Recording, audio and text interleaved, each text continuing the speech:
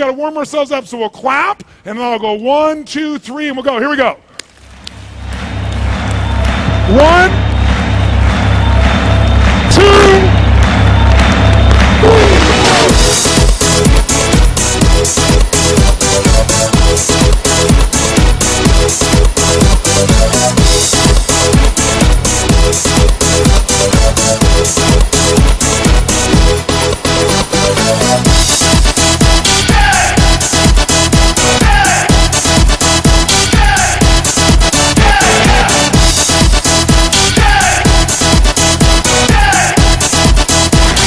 If that feels good, say yes. Say yes. Great. Get a high five from the people around you and grab a seat. Take a look at the people around you and notice if anybody around you did this. Oh, man. Whew. Sure glad that's over. Get back to the seminar and stuff. Make sure you're sitting up in a peak state, even in your chair. Look at the person next to you, see if they're in a peak state. If they're not, adjust their state. Now, I'm here to say to you that as I've worked with just about anybody you can imagine, from Mother Teresa, Nelson Mandela, President Clinton, top athletes in the world, Serena Williams, Andre Agassi, I don't know if you ever watch Ultimate Fighting, Chuck Liddell. I just coached him a few weeks ago. I get the call when the fire starts. I get the call when the athlete is burning down and they can't get back on the field or on the court. I get the call when the child is going to try and commit suicide. And in 30 years, this is my 30th year of doing this, I've not lost one suicide out of thousands in 30 years. That doesn't mean I won't someday, but I haven't lost even one using these pieces. Thank you very much. Thank you. I get the phone call, true story, when the President of the United States calls me, President Clinton, and says, they're going to impeach me in the morning. What should I do? And I say, could you have called me sooner? See, I get the call when I got to do something right now to help someone produce that result. And for 3 decades, for 30 years, I keep getting the call because I get results. And the reason I get results is what I'm going to teach you right now. That the difference in how people perform is not based on their ability. What people can do is amazing. What they will do is usually disappointing. And the reason it's disappointing is not because they're not smart. It's because they haven't learned the #1 key to success in life. They have not learned how to master their own state. How to master your state is the single most important distinction in your life, bar none. No matter what you do for a living, no matter who you care about, whether you're a parent, whether you're someone's lover, whether you're a son, a daughter, a mom, whatever you want to do, the most important skill in life is state management. If you can manage and master your states, there's nothing you can't do. Because the information about how to do things is all around us. Isn't it true? If you want to make money, there's millions of books, there's millions of seminars, you can go online, you can do a million things. You want to change your body, there's places, classes, courses everywhere. We're not hurting for information. In fact, how many of you in your life know someone, how many of you know someone that has something they need to change? They know they need to change it. They want to change it. And they even know how to change it. But they still don't change it. How many know somebody like this? Raise your hand, say I. How many of you know this person intimately? Yes. So the problem is not information. In fact, let me tell you what I've learned in 30 years of working with 3 million people from 80 different countries. At this point in my life, when you've been around 3 million people face to face, I've had 50 million people get my books and tapes.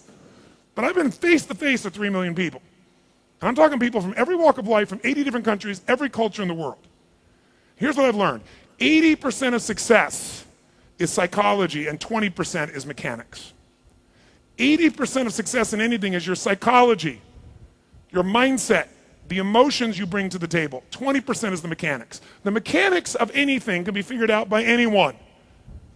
And most people even know enough to get the job done, but they're not doing it because their psychology is messed up, their state, the place that they live. So I want to show you how to change your state, and we've already been demonstrating the #1 way. The number one way of changing your state is by changing the way you use your body. But let me clarify what I mean by state first.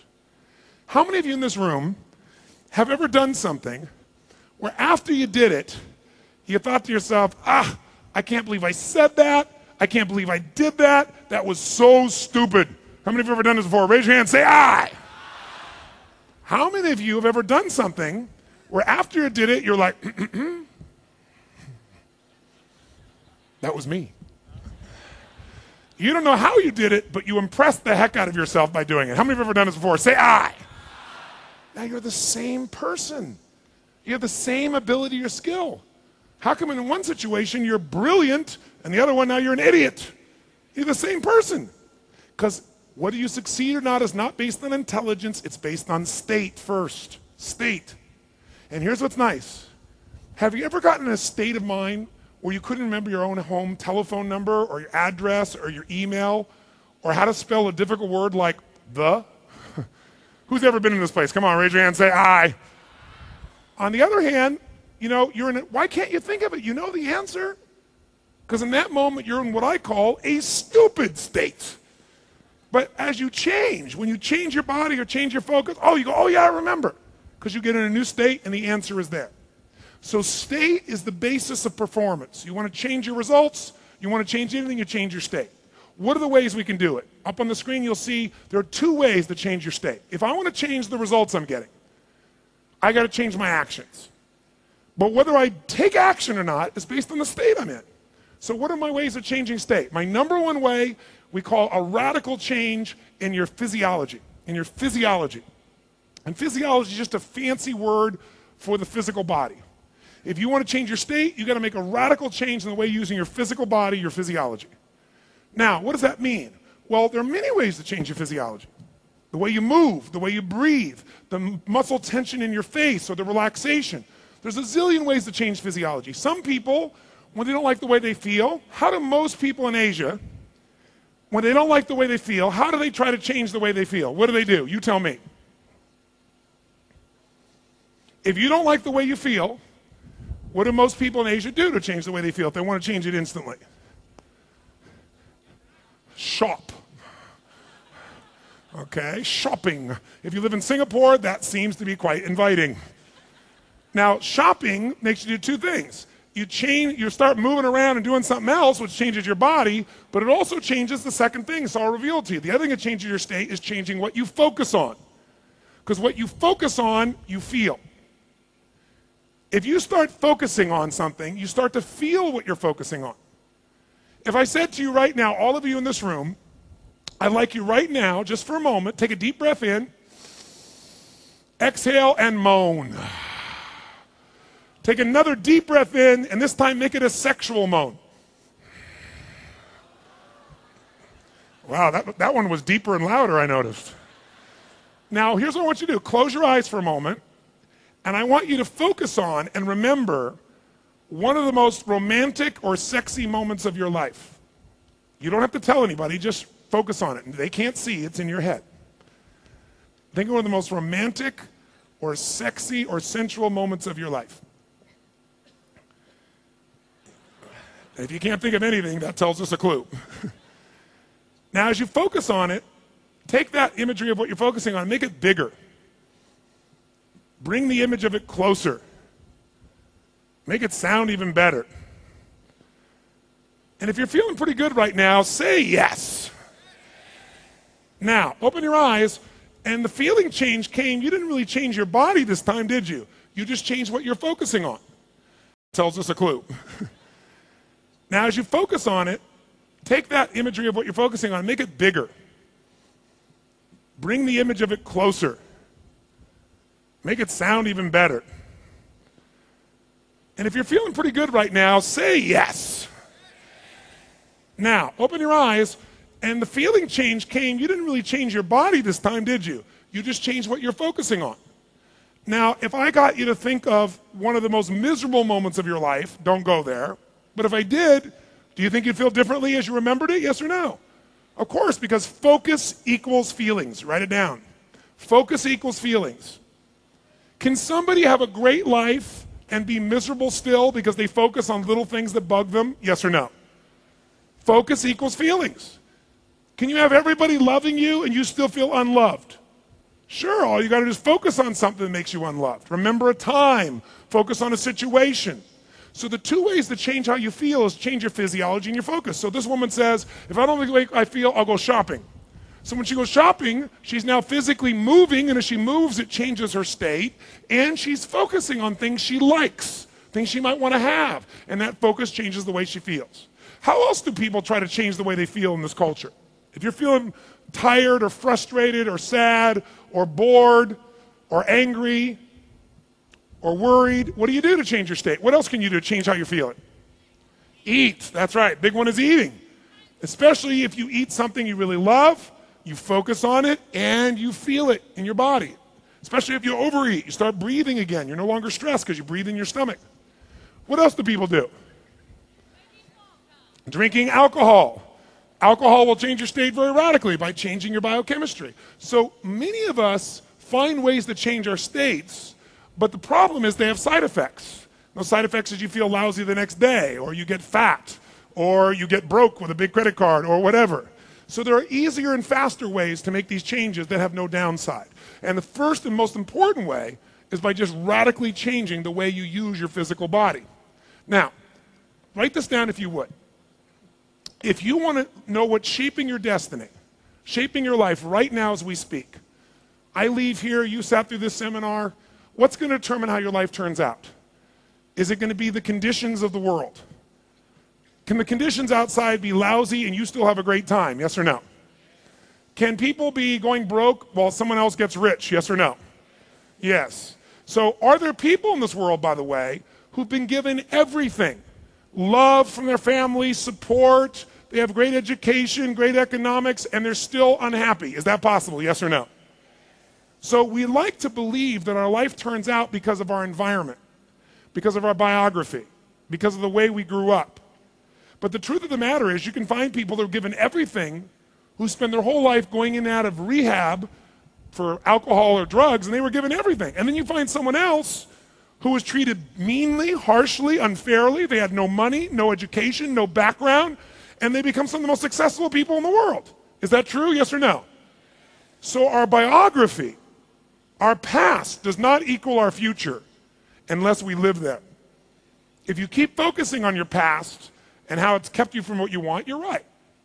The people that change their life, those individuals are the people who understand one power controls your life, and that is decision.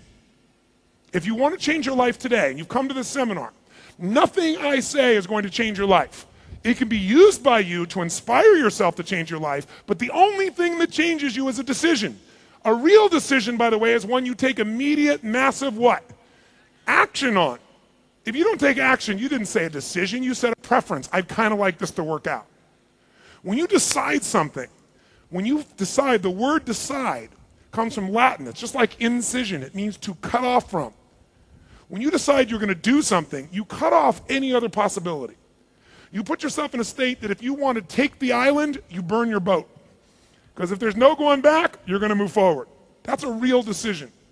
Now, I want to tell you right now as you're listening to me, every single one of you, those of you who have heard me before and those who never have, your life in this moment is being controlled by 3 decisions. Here's the first one. As I'm speaking, every moment of your life, when I'm not here later on, you're going to be making this decision. What are you going to focus on? Because whatever you focus on, you feel and you move towards. Where focus goes, energy flows. Where focus goes, energy flows. I'll give you a simple example. If I want to go out and I want to, let's say, go to dinner with my husband or wife, boyfriend or girlfriend. Let's say you're going to meet your husband or wife or your boyfriend or your girlfriend for dinner at 7 o'clock. And they tell you, I'm going to meet you at 7 o'clock. And you get to the restaurant at 7 o'clock and they're not there.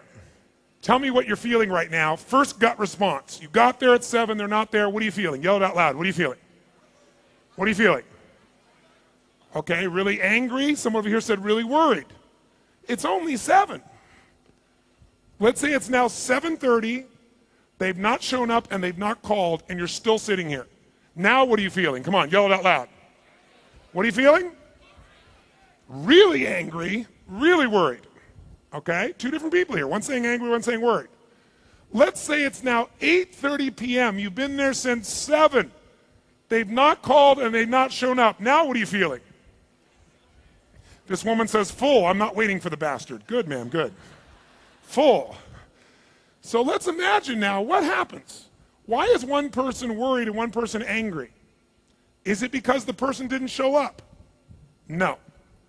It's because the minute you're alive, every moment you have to decide what to focus on, and then you make the second decision. What does this mean? What does this mean? The person who is mad, what are they focusing on? They're not here again. They're late again. And the meaning they give it is they don't care. Or maybe they're out screwing around with somebody else. Will that get you upset? You bet. What if the person who's worried, what are they focusing on? If they're worried, what might they be focusing on? You tell me, come on. If you're worried about the person, they didn't show up, what are you focusing on? That's right, maybe they were in an accident. And the meaning is, oh my God, maybe they're hurt. And so now you're worried. Whichever decision you make, what you focus on and the meaning you give it completely controls your life. If that person now shows up and they weren't in an accident and they weren't screwing around, the person who's angry is going to treat them in a way that makes them never want to come again. And the person who's worried will treat them completely differently. It has nothing to do with the event. It's your decisions that are controlling your destiny. So the first decision you make every moment is, what are you going to focus on? Am I going to focus on what I have or what I don't have? What I can do or what I can't do? What I'm in control of or what's in control of me? Am I going to focus on the past, the present, or the future? Whatever you focus on completely changes the way you're going to interact with people. It changes the way you feel. It changes your life, doesn't it? The second decision you make is, what does this mean? Is this the end or the beginning?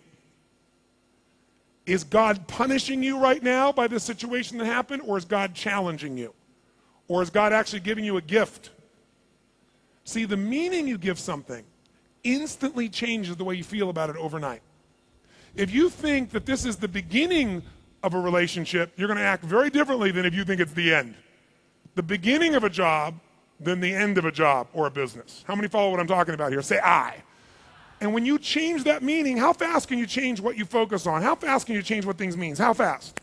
Literally, in a heartbeat, you can change it. And when you change the meaning, everything changes.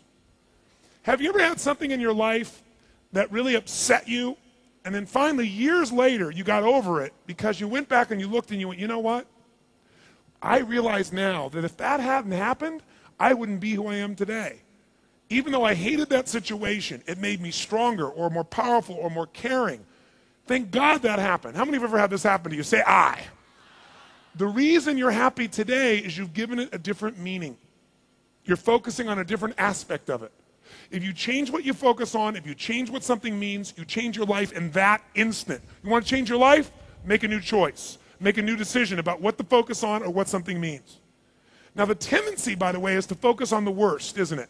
Out of fear. I remember the first time I ever went to racing school. I went to go learn to race cars. And I have a dear friend in the United States who's considered to be one of the top racers in the world.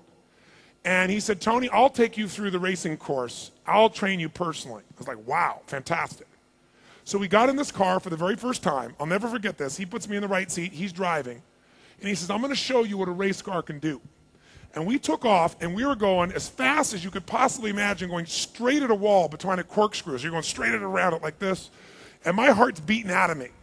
By the time we're done with this racetrack, he looked at me and he said, Tony, in 4 days, you'll be able to do that.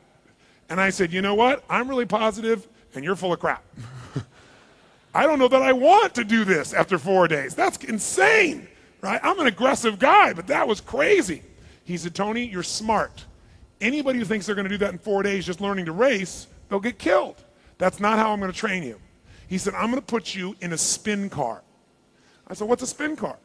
He said, it's a car that we've developed where you're going to be in the person doing the driving. I'm going to be on the passenger side. And below here on my hand, down below where you can't watch, there's 4 buttons. And I can push any one of those 4 buttons without you knowing it. And when I do, it'll lift up one of the 4 wheels off the ground, and we will spin out of control in that direction. So here's what we're going to do. You're going to get in the car. You're going to drive about 120 miles an hour. He said, you're really going to go on intensely. And you have to concentrate like crazy. As soon as they see you've lost even an ounce of your concentration, I'm going to push one of those wheels, and we're going to spin out of control. And you see that wall? That wall is made of brick. We hit that wall at that speed, you could be injured, you could die, but you probably won't, but you get injured, I get injured, and you'd have to pay for the car. He said, so you really are going to have to pay attention now. I'm going to tell you the most important secret. Listen to me now. And listen to me now, all of you, because this is the secret to life.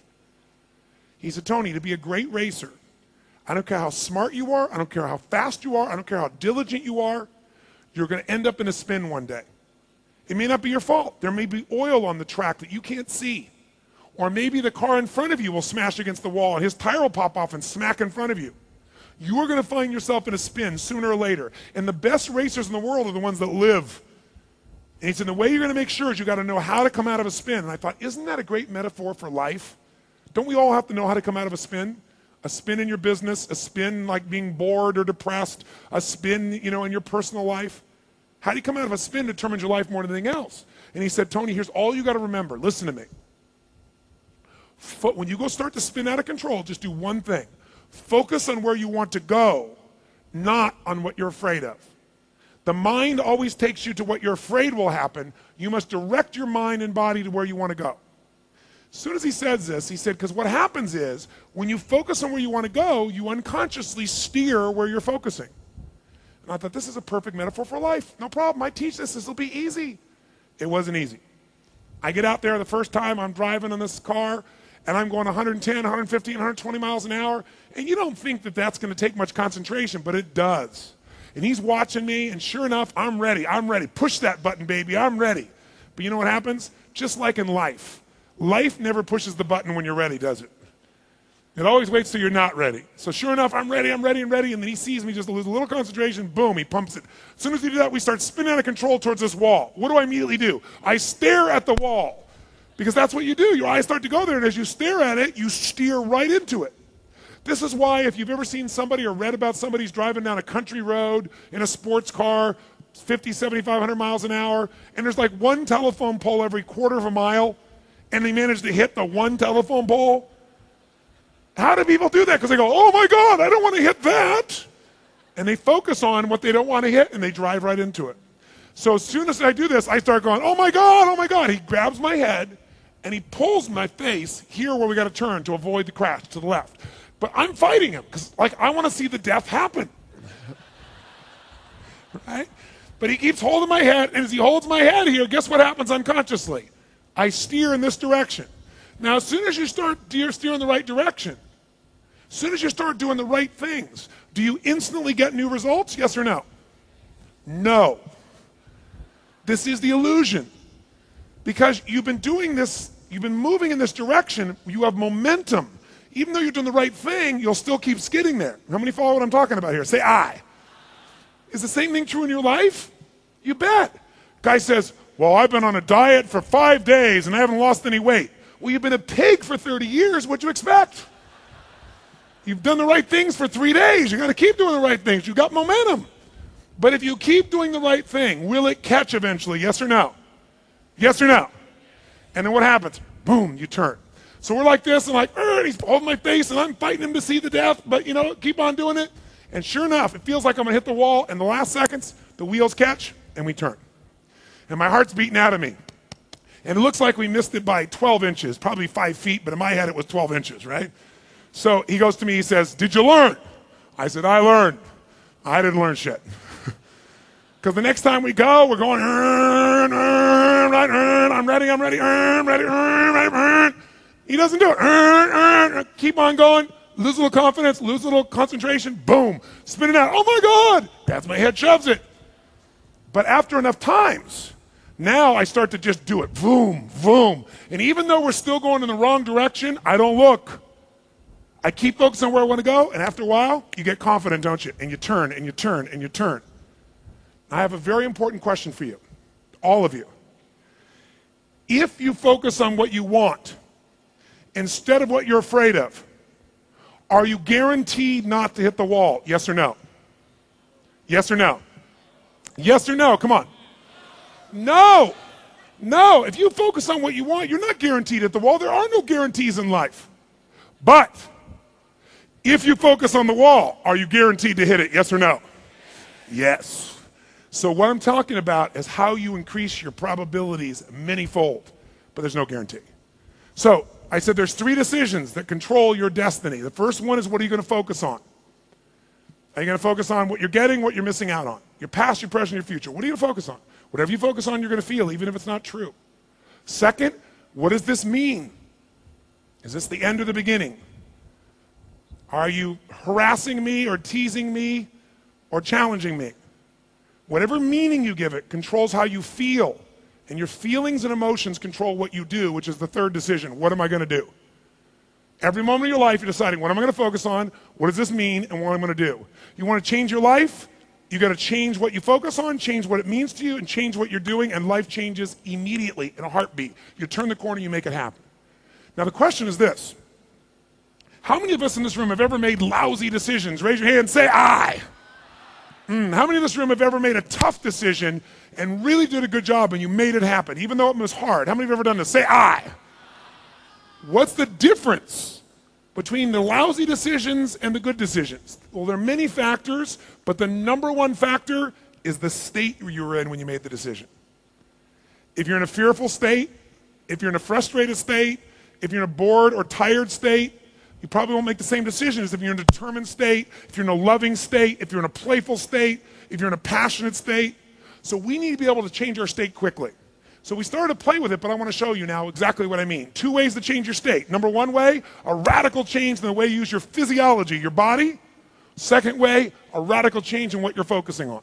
Those 2 are what shift you. Now some of you might say, well, Tony, I'm trying to change the way I feel. I'm doing this. I'm going, oh, this is bullshit. This is bullshit. This is bullshit. If you're doing one thing with your body and doing the opposite thing with your focus, they cancel each other out and it doesn't work. But if you do the same thing with your body and your voice and your focus, then your state changes how fast? Come on, how fast? In a heartbeat, literally. Now I have a question for you. When you're in a better state, do you treat other people better or worse? Do you perform at a higher level or a lower level at work? Are you a better lover or a worse lover? Now we're getting to the important stuff, aren't we? Now I have a question for you. Can you change other people's states by your state? A little or completely? Completely. What if they introduced me earlier and they said, here he is, the author of Unlimited Power, Awaken the Giant Within, Mr. Anthony Robbins. And I walked in, and imagine they introduced me and they said, Anthony Robbins, and I walked in like this.